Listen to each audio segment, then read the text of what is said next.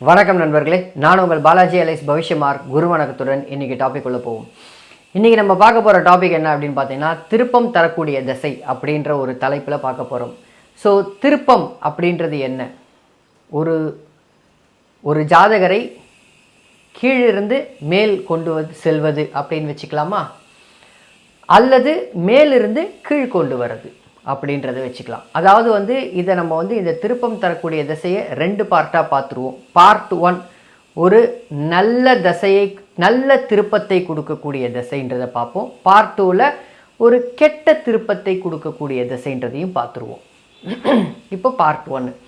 So அப்போது ஒரு திருப்பம், ஒரு திசை ஒரு திருப்பத்தை கொடுக்கணும் அப்படின்னால் அது எந்த அமைப்பில் இருக்கணும் அப்படின்றது ரொம்ப ரொம்ப முக்கியம்.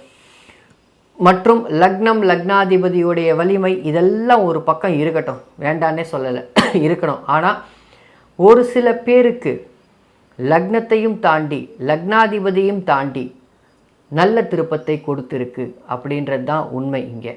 சரி, அப்போ அதை புரிந்து கொள்ளக்கூடிய அமைப்பு நமக்கு வேணும். ஒரு உதாரணத்திற்கு ஒரு ஜாதகர்னு வச்சுப்போம். இந்த ஜாதகருக்கு லக்னமும் லக்னாதிபதியும் கெட்டு போயிட்டாங்க. நல்ல திருப்பத்தை, நல்ல தசை நடக்குது. இந்த நல்ல தசையில் அவர் ஒரு 2 கோடி ரூபாய் சம்பாதிச்சிட்டார்னு வச்சுப்போம். ஒரு உதாரணத்துக்கு தான் சொல்கிறோம். 2 கோடி ரூபாய் சம்பாதிச்சிட்டார். அவருடைய நிதி நிலைமை ஒழுங்காக சீராகி விடுது. லக்னமும் லக்னாதிபதியும் நன்றாக இருக்கும்பொழுது அந்த 2 கோடின்றது 4 கோடியாக மாறுகிறது. ஸோ இதை தான் நான் என்ன சொல்கிறேன் அப்படின்னா, படிநிலைகளை கவனியுங்கள். பொதுவாக லக்னம் லக்னாதிபதியை மட்டும் வைக்காதீங்க, அது ரொம்ப முக்கியம், லக்னம் லக்னாதிபதி. பட் இருந்தாலும் படிநிலையை கவனிங்கள். இன்றைய காலகட்டத்துக்கு ஒரு 2 கோடி ரூபாய் 3 கோடி ரூபான்றதே ஒரு பெரிய விஷயமாக இருக்குது. இதுதான் உண்மை. ஸோ அப்போது திருப்பத்தை தரக்கூடிய திசைகள் உங்களுக்கு என்னென்ன, எப்படிப்பட்ட திசைகள் அப்படின்னா ஒரு சில யோகங்களையும் சேர்த்து சொல்கிறேன். இது நிச்சயமாக பொதுவான அமைப்பு தான். உங்கள் சுய ஜாதகத்தில் நீங்கள் பொருத்தி பார்க்கலாம். ஆனால் மற்ற 9 கிரகங்கள், மற்ற 8 கிரகங்கள் எப்படி இருக்குது, உங்கள் ஜாதக அமைப்பு எப்படி இருக்குன்றதை பொறுத்து தான் அது உண்மையிலேயே ஏற்றத்தை தரக்கூடிய திசையா அல்லது இரக்கத்தை தரக்கூடிய திசையா அப்படின்றது நிர்ணயம் பண்ணணும் பொதுவாகவே. ஸோ அப்போது ஏற்றத்தை தரக்கூடிய திசைகள் யார், எந்தெந்த தசாநாதன் கொடுப்பாரு, எப்படிப்பட்ட திசை கொடுக்கும் அப்படின்னா 1, 4, 7, 10 அப்படின்னு சொல்லக்கூடிய கேந்திர அமைப்புகள். இதில் 1 கேந்திர கோணம், 2த்துக்கும் தொடர்புண்ட அமைப்புகள். 1, 4, 7, 10 கேந்திர அமைப்புகள். நான் ஏற்கனவே போட்டிருப்பேன் கேந்திரங்கள் எப்படி வேலை செய்யுது, கோணங்கள் என்ன வேலை செய்யுது அப்படின்றது. ஸோ அப்போது கேந்திரத்தில் அமர்ந்த தசை, கேந்திரத்தில் அமர்ந்த தசாநாதன், கோணத்தில் அமர்ந்த தசாநாதன், இது அமைப்பு. இந்த தசாயநாதன்கள் நடக்கும்பொழுது, அந்த தசையோடைய நடக்கும்பொழுது, அதாவது 1, 4, 7, 10, 5, 9 இது எல்லாம் 1, 4, 7, 10, 5, 9 அப்படின்னு சொல்லக்கூடிய இந்த 6 தசாபுக்திகள், அந்த தசைகள் நடக்கும்பொழுது இயல்பாகவே ஏற்றத்தை தரும். இந்த ஏற்றம் எத்தகைய ஏற்றம் அப்படின்றது உங்களுடைய மனநிலைமையும் சூழ்நிலையையும் பொறுத்து இருக்கு.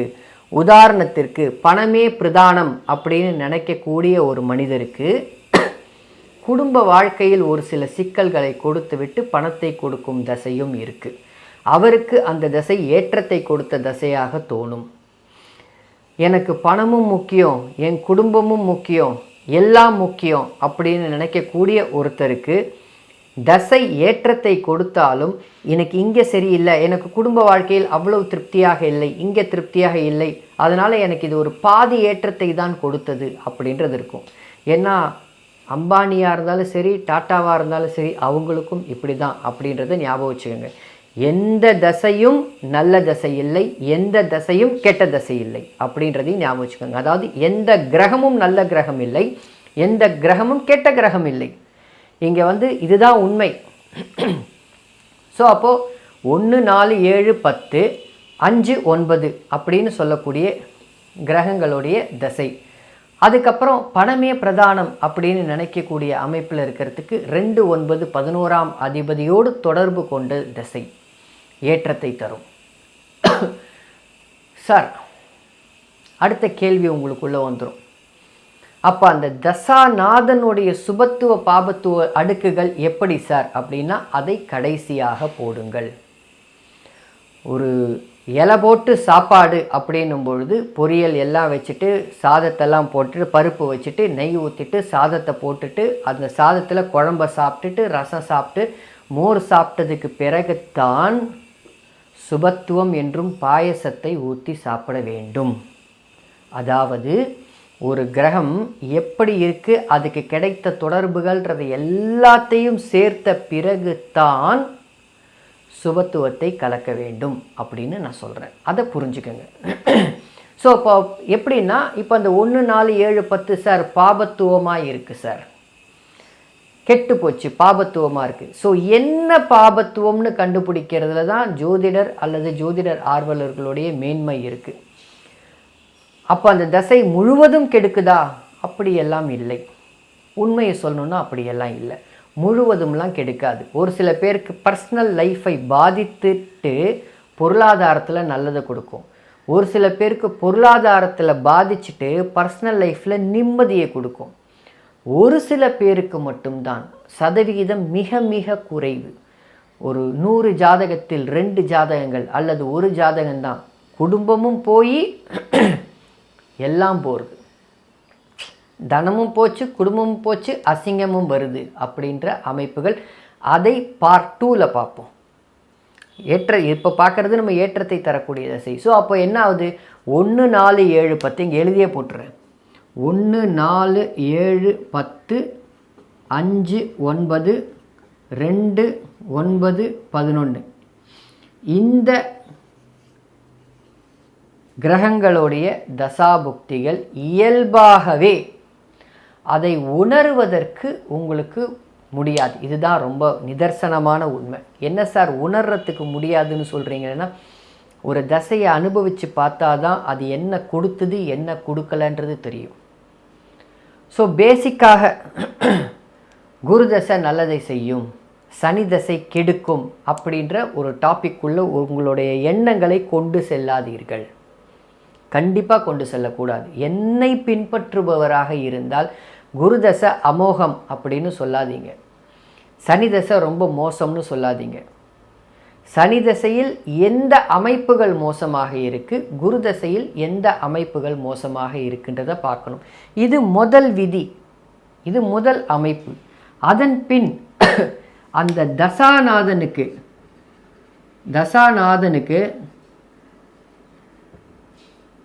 சாரம் கொடுத்தவன் 6 8 அல்லது லக்னத்திற்கு 6 8 இருக்கக்கூடாது. வாய்ப்பே இல்லை, இருக்கக்கூடாது. சாரம் இல்லை அப்படின்னு சொல்கிறது இங்கே நான் ஏற்றுக்கலை, அதை நான் ஓப்பனாக சொல்லிட்டேன். சாரம் உண்டு. தசாநாதனுக்கு சாரம் கொடுத்தவன் 6 8 இருக்கக்கூடாது. ரொம்ப சிம்பிளாக சொல்கிறேன், சுபத்துவமே இல்லை. தசாநாதனுக்கு 6 8 சாரம் கொடுத்தவன் உட்காந்து சுபத்துவமாக இருக்குது, இப்படி எடுத்துப்போம், சுபத்துவமாக இருக்குது. தசாநாதனுக்கு சாரம் கொடுத்தவன் 6 8 இருக்கும் பொழுது அந்த தசை ஒரு நல்ல அமைப்பை, நல்ல ஏற்றத்தை தராது. அது பார்ட் 2ல் பார்ப்போம். பட் இருக்கக்கூடாது, இல்லாமல் இருக்கும்பொழுது ஏற்றத்தை தரும் அப்படின்றத எடுத்துக்கங்க. அதன் பிறகு தசாநாதனுக்கு 6 8 12 கிரகங்கள் புக்திநாதர்கள் இல்லாத பொழுது ஏற்றத்தை தரும் பொதுவாகவே.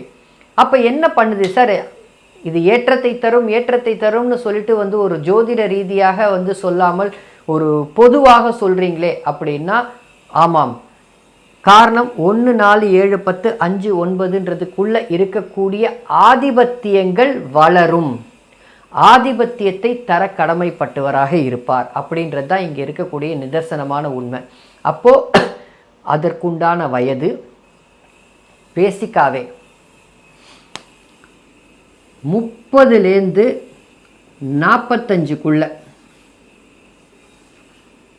30லேருந்து 45க்குள்ள 1 4 7 10 5 9 அல்லது 2 11 இந்த கிரகங்களுடைய தசை நடக்கும் பொழுது, ஒரு பெரிய தசையாக நடக்கும் பொழுது சர்வ நிச்சயமாக ஏற்றத்தை தரும். அதில் எந்த மாற்று கருத்தும் கிடையாது.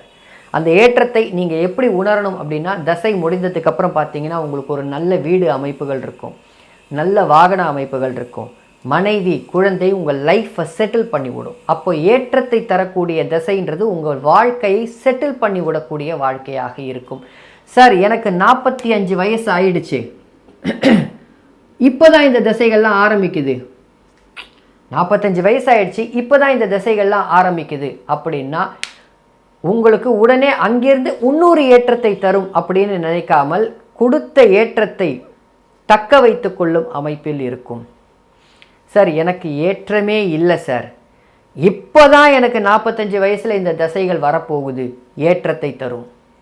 வித்தியாசங்கள் ஜோதிடமே பார்த்தீங்கன்னா முரண்களுக்குள் இருக்கும் சமன்பாடுகள் அப்படின்றத சொல்லுவேன். அப்போ அந்த முரண்களுக்குள் இருக்கும் சமன்பாடுகள்னால், ஆமாம் எங்கே இழுத்தா அங்கே இடிக்கும், அங்கே இழுத்தா இங்கே இடிக்கும், அதுதான் ஜோசியம். குதிரைக்கும் கழுதைக்கும் நடுவில் இருக்கிறது, முன்னாடி போனால் குதிரை உதைக்கும், பின்னாடி வந்தால் கழுதை கடிக்கும், அதுதான் ஜோசியம். இதுதான் உண்மை. ஸோ அந்த அடிப்படையில் உங்களுக்கு ஏற்றம் என்பது என்ன அப்படின்றதை முதல்ல நீங்கள் உணரணும். இதுதான் உண்மை. ஏற்றம்னா என்ன? ஒருத்தருக்கு 100 கோடி ரூபா சம்பாதிச்சாதான் மனது திருப்தியாக இருக்கும், ஒருத்தருக்கு குடும்பத்தோடு இருந்தால் தான் மனது திருப்தியாக இருக்கும், ஒரு சில பேருக்கு 1 இல்லை 2 3 திருமணம் பண்ணி சந்தோஷமாக குஜால்ஸாக இருந்தால் தான் மனசு திருப்தியாக இருக்கும். இதான் உண்மை, திருப்தியாக இருக்கும். ஸோ ஒருத்தருக்கு எது நன்றாக இருந்ததுன்றது இருக்குல்ல, ஸோ அதை புரிந்து கொள்வது தான் ஜோதிடம். அதை புரிந்து கொண்டது பின் உங்களுக்கு அந்த தசை என்ன செய்தது அப்படின்றது தான் அமைப்பு. ஸோ ஒவ்வொரு அமைப்புகள் இருக்குது. ஒரு சில பேர் 3 வீடு வாங்கணுன்ற டார்கெட் வச்சுருப்பாங்க, ஒரு சில பேர் வெளிநாடு போய் வாழணுன்ற டார்கெட் வச்சுருப்பாங்க, ஒரு சில பேருக்கு 40 வயசு வரைக்கும் வெளிநாட்டுக்கு போகவே முடியாது, 40 வயசுக்கு மேலே பார்த்தீங்கன்னா திடீர்னு போய் வெளிநாட்டில் போய் செட்டில் ஆவாங்க. எப்போ? அது வரைக்கும் 8 12ஆம் இடம் சுபத்துவம் வேலை செய்யலையா, 40 வயசுக்கு மேலே ஏன் வேலை செஞ்சுது அப்படின்ற கேள்வி நமக்குள்ளேயே வரும். ஸோ ஏற்றம் எப்படி இருக்குது அப்படின்றது தான் இருக்கிறதுலே ரொம்ப ரொம்ப முக்கியமான விஷயம். இதில் முக்கியமாக பார்த்தீங்கன்னா நான் எந்த கிரகத்தையும் சொல்லவே இல்லை, இதுதான் உண்மை. எந்த கிரகத்தையும் சொல்லலை, எந்த கிரகத்தோடைய தசையும் சொல்லலை. உதாரணத்துக்கு ஒரு சில பேர் பயப்படுவீங்க, சார் எனக்கு புதன் தசை நடக்குது, சார் எனக்கு சனி தசை நடக்குது, செவ்வாய் தசை நடக்குது அப்படின்னு பயப்படுவீங்க. ராகு தசை நடக்குது, சரி ராகு தசை கேது தசை நடந்தால் ஏற்றம் இருக்காதா? எனக்கு தெரிஞ்ச ஒரு ஜாதகர் இருக்கார், கேது தசை நடக்குது, நான் என்ன சொல்லலை, எனக்கு தெரிஞ்ச ஒரு ஜாதகம் இருக்கார், கேது தசை நடக்குது, சுற்றிட்டே இருக்கார், ஜாலியாக சுற்றிட்டு இருக்கார். கன்சல்டிங்க்கு சார் நான் சேத்ராடம் போய் நான் நல்ல நிம்மதியாக சுற்றுறேன் சார், என் வாழ்க்கையிலேயே நிம்மதியான காலகட்டம் என்னன்னா இந்த கேது தசைன்னு சொன்ன ஜாதகர் இருக்கார். நான் சொல்கிறது புரியுதுங்களா? அப்போ அவரை பொறுத்த மட்டும் அது ஏற்றம் தந்த தசையாக இருக்குது, அவருக்கு நிம்மதி தந்த தசையாக இருக்குது. அதே மாதிரி ஒரு சில பேர் ராகு தசையில் எக்ஸ்பொனென்ஷியலாக க்ரோ ஆனவங்கள் இருக்காங்க. கெடுக்க தான் கெடுக்கும்ன்றதில்ல, கொடுக்கவும் கொடுக்கும். எப்போ கெடுக்கும் எப்போ கொடுக்கும்ன்றதை பார்த்துக்கிறது தான் நம்மளுடைய ஜோதிடம். இதுதான் ரொம்ப நிதர்சனமான உண்மை. ஸோ ஆக ஏற்றம் தரக்கூடிய தசை அப்படின்னு எடுத்திங்கனாலே இது பேசிக் தான், நல்லா புரிஞ்சுக்கங்க. 1 4 7 10 5 9 2 11 இப்படின்ற கிரகங்கள் ஏற்றத்தை தரும். இதில் முக்கியமாக ஒரு சில ஆதிபத்தியங்களை நான் சேர்க்கவில்லை, ஒரு ஆதிபத்திய கிரகங்களை ஆதிபத்திய அமைப்புகளை நான் சேர்க்கவில்லை, ஒரு சில கிரகங்களை இங்கே சேர்க்கவில்லை அப்படின்றது தான் இருக்கிறதுலே உண்மை. புரியுதுங்களா? மற்றும் இந்த வீடியோ உங்களுக்கு பிடிச்சிருந்தால் லைக் பண்ணுங்கள், சப்ஸ்கிரைப் பண்ணுங்கள், ஷேர் பண்ணுங்கள், பெல் நோட்டிஃபிகேஷனை அழுத்திக்கங்க.